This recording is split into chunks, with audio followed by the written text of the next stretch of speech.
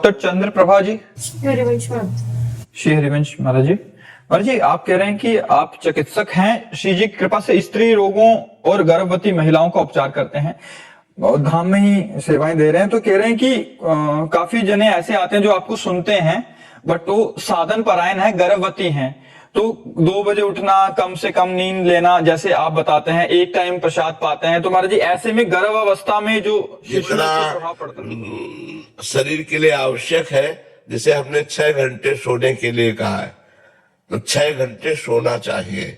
क्योंकि अगर आप 6 घंटे नहीं सोएंगे तो आपके जागरण के समय में जो भजन करेंगे उसमें आपको विक्षेप पड़ेगा, बार बार आलस्य आएगा। 6 घंटे सोना चाहिए, 24 घंटे में 6 घंटे सोना चाहिए और इसके बाद शेष समय अपनी दिनचर्या में रत रहना चाहिए।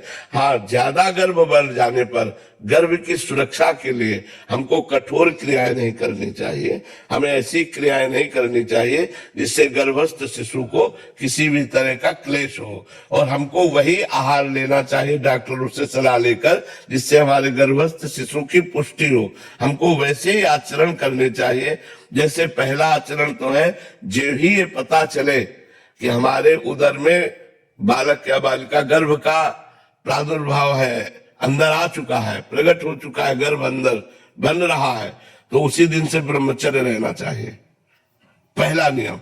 क्योंकि अगर आप ब्रह्मचर्य नहीं रहेंगे तो आपके बच्चे पर फर्क पड़ जाएगा, आपके बच्चे में कोई न कोई कमी पैदा हो जाएगी।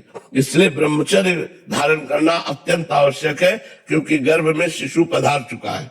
इसके बाद हमें पौष्टिक आहार लेने चाहिए, उचित नींद लेनी चाहिए और हमको भागवतिक कार्य करने चाहिए, भगवान की कथा सुनना, नाम कीर्तन करना, नाम जप करना, और तो उससे क्या होगा, हमारे बच्चे के बहुत अच्छे संस्कार पड़ जाएंगे। तो ऐसा हमें लगता है जैसे 2 बजे जगना और कै बजे सोना, ये भी देखना होगा कि सोते कै बजे हैं। 2 बजे तो हमारे यहाँ सब प्राय जग जाते हैं, 2 बजे जगने का तो एक मतलब नियम ही है एक तरह से, पर सोते कै बजे हैं।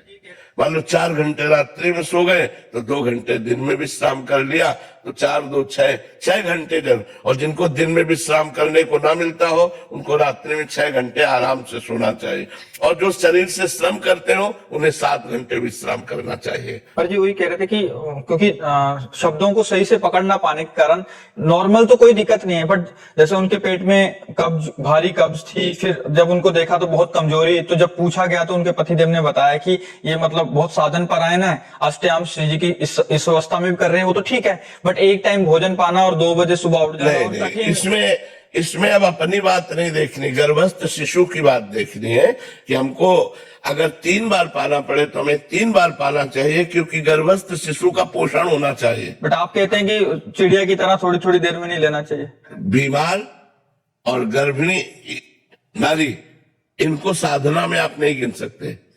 बीमार आदमी है, अब उसको दवा लेनी तो 2 बिस्कुट खा लीजिए, 4 बिस्कुट खा लीजिए, या आप कोई कुछ थोड़ा पा लीजिए, तब आप दवा लीजिए, नहीं दवा बहुत गर्म होती। स्वस्थ शरीर के लिए नियम है, अस्वस्थ शरीर के लिए नियम नहीं है। जैसे भी आपको बने, जैसे स्वस्थ शरीर तो आसनों में बैठो, अब अस्वस्थ शरीर तो सोफा कुर्सी, जैसे आप ऐसे बैठे हो राधा राधा जप रहे, आपका भजन बनना चाहिए। गर्भिणी स्त्री का स्वयं का जीवन नहीं है, उस बच्चे के लिए जीवन है। इसलिए ये बातें मत समझो कि हमको एक बार भोजन पाना, एक बार भोजन पाओगे तो गर्भस्थ शिशु को पोषण शक्ति कम मिलेगी और वो कमजोर पैदा होगा, तो आपने एक जीवन को बर्बाद कर दिया, आपने उस एक जीव के प्रति अहित कार्य किया। इसलिए माँ को चाहिए पौष्टिक है, जो भी डॉक्टर आपको पास कर दे, जूस है, फल है, दूध है, ये 2-3 बार लीजिए, जिससे आपके गर्भस्थ शिशु का पोषण हो। मनमानी आचरण नहीं करना चाहिए, डॉक्टर के अनुसार आचरण करना चाहिए, और जब गर्भ प्रसव हो जाए और आप ठीक हो जाए फिर आप अपनी साधना में लगिए, फिर आप अपने लिए कसिए, कोई बात नहीं है, कोई परेशानी नहीं है। 24 घंटे में एक बार भोजन से भी शरीर बहुत अच्छा स्वस्थ रह सकता है, यदि ब्रह्मचर्य से रहा जाए तो। हम लोगों को तो कई कई दिन भोजन नहीं मिलता था, लेकिन कभी निराशा नहीं हुई, कभी उदास नहीं हुई, कभी हताश। तो इसलिए जब तक गर्भस्थ शिशु रहे तब तक हमें डॉक्टर के अनुसार चलना चाहिए कि उसको क्या पोषण तत्व देना है, कौन कौन सी अब जैसे गर्भस्थ शिशु है और आप वजन वाली चीज उठा रहे हैं, आप झुक रहे हैं, तो उसको परेशानी पड़ रही है। उस समय आपको उसकी सुरक्षा के लिए आपको उन कार्यों को छोड़ देना चाहिए जिनको निषेध किया गया है।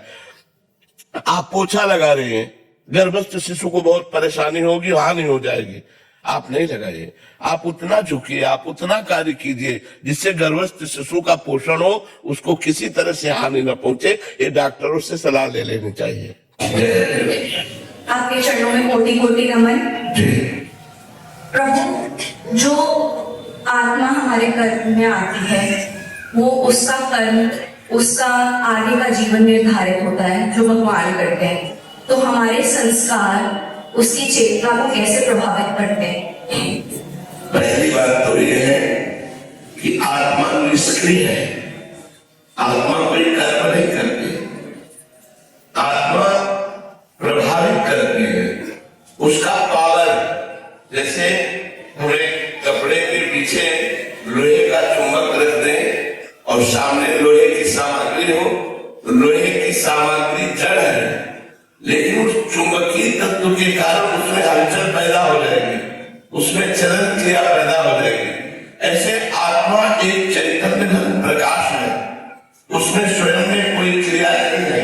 शरीर जड़ है, अंतःकरण जड़ है, कारण शरीर जड़ है। इन तीनों शरीर को प्रकाशित करता है, प्रभावित करता है। सबकर परम प्रकाशित जोड़ी। तो ये जो हमारे संस्कार है, ये हमारे मन से बनते हैं, आत्मा से नहीं। आत्मा दिव्य है, चैतन्य घन है, परमात्मा स्वरूप है। किसी भी प्रकार की किसी विकार का प्रभाव कभी आत्मा पर नहीं पड़ता, अंतःकरण पर पड़ता है, मन पर पड़ता है। हमारे मन पर दो प्रकार के प्रभाव पड़ते हैं, एक असत और दूसरा सत। कभी कभी सत मार्ग में चलने वाले भी असत प्रभाव से प्रभावित होकर फिसल जाते हैं, कभी कभी असत मार्ग में चलने वाले भी सत प्रभाव का संग पाकर वो उच्च दशा को प्राप्त होते हैं। अब हमको फाइनल करना है कि हमारा मार्ग क्या है, सत मार्ग है या असत मार्ग है।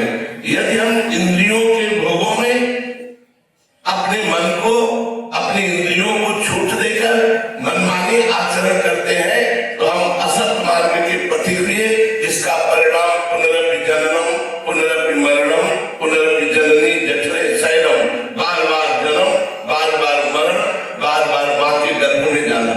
और एक है सत मार्ग, जिसमें हम अपनी इंद्रियों को गलत विषयों से हटाकर सही विषयों का भोग देते हुए मन को भगवान के चरणों में लगा करके सत चिंतन करते हुए, नाम जप करते हुए धर्म पूर्वक जीवन व्यतीत करते हैं, तो हमें परम पद की प्राप्ति होती है, हमें उत्तम लोगों की प्राप्ति होती है। हमारे अंदर उत्तम संस्कार तभी आएंगे जब हम संत पुरुषों का संग करें और असत पुरुषों का त्याग करें, सत मार्ग को ग्रहण करें, असत मार्ग को छोड़ दें, सत विषयों का सेवन करें, असत विषयों का त्याग